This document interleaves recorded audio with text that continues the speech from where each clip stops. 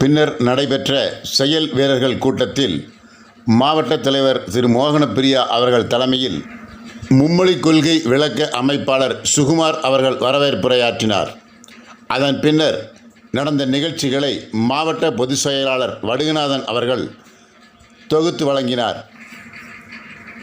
பின்னர் மாவட்ட தலைவர் மோகனப்பிரியா அவர்கள் சிறப்புரையாற்றினார்.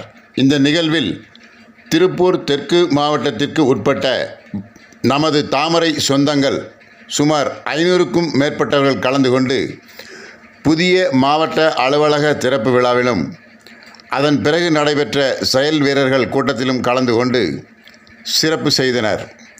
இந்த நிகழ்ச்சிக்கு சிறப்பு அமைப்பாளராக மாநில பொதுச் செயலாளர் கோவை பெருங்கோட்ட பொறுப்பாளர் திரு ஏபி முருகானந்தம் அவர்களும் கோவை கோட்ட அமைப்பு செயலாளர் திரு பாலகுமார் அவர்களும் நீலகிரி மாவட்ட பார்வையாளர் திரு நந்தகுமார் அவர்களும் கலந்து கொண்டனர்.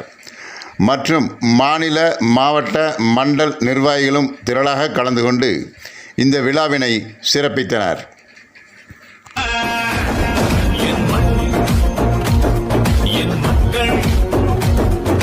புரட்சி நடைபயணம் நீ துணிபுல நடந்திடவா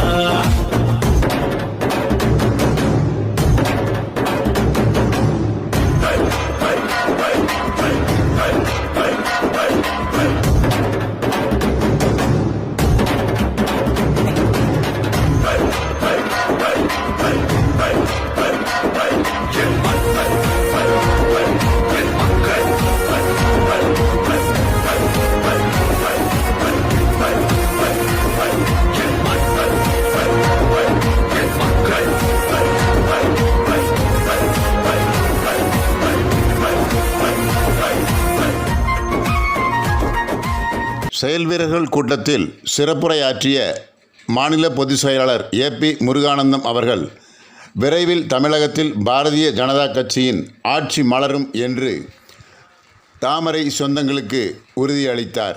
அதற்காக மிகவும் நாம் பாடுபட வேண்டும் என்று அவர்களுடைய சக அமைச்சர்களே போட்டு வச்சிருக்கிறாங்களே, அப்போ அவங்களுக்கெல்லாம் என்ன வாங்கி கொடுக்க போகிறீங்க?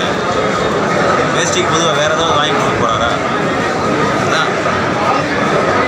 தமிழகத்தில் பாரதிய ஜனதா கட்சியுடைய ஆட்சி அமைந்தால் இந்த நில உச்சவரம்பு சட்டம்னு ஒன்று மற்ற மாநிலங்கள் இருக்கிற மாதிரி இங்கேயும் கொண்டு வர்றதுக்கு ஏதாச்சும் இது இருக்குங்களா?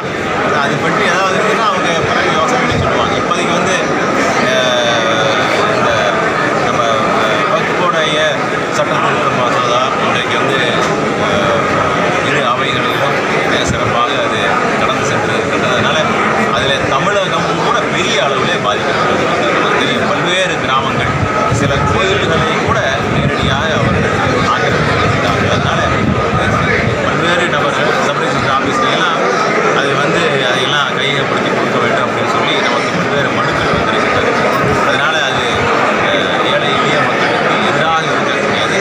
அதை சரியான முறையில் கையாண்டு அங்கே இருக்கக்கூடிய இஸ்லாமிய சமூகத்தில் இருக்கக்கூடிய அந்த சமூக மக்களுக்கும் எடுத்து சொல்லுங்கள் அதில் என்னெல்லாம் வந்து குறைபாடுகள் இருக்கின்றது, இதெல்லாம் சரி பண்ணால் உங்களுக்கு தான் அது சாதகமாக இருக்கும் அப்படிங்கிற விஷயத்தை நாங்கள் பல்வேறு தளத்திலே கொண்டு போய் சேர்த்து கொண்டிருக்கோம். கடந்த காலங்களில் அதிமுகவும் பிஜேபியும் வந்து கொஞ்சம் காரசாரமாக ஒரு இடைவெளி இருந்துச்சு. விமர்சனங்களை வந்து ஒருத்தர் வச்சுட்டு இருந்தாங்க. திரு அண்ணாமலை ஒவ்வொருத்தருக்கும் ஒரு கொள்கை